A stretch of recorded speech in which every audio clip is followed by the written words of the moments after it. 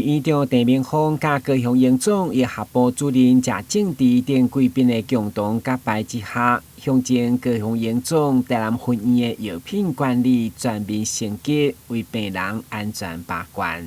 请检查，恭喜！再次掌声。这项智能双向药图的领药设计，就是让勤务人员要领病房的药啊，唔免进入药局，减少感染的风险，用自动化来缩短等待时间，甚至避免领唔到，知影是谁人伫当时将药啊领走的，来确保用药安全。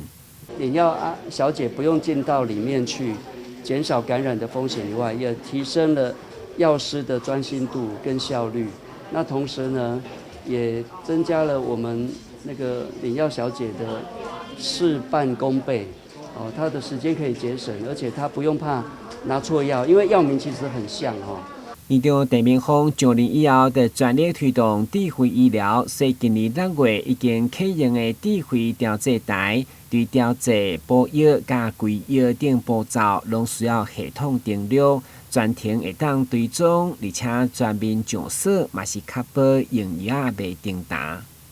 我相信，在我们药剂科还有智慧医疗管理中心医疗部、医务器管室、护理部所有同仁的努力之下呢，台南分院不断的朝进智慧医疗的管理，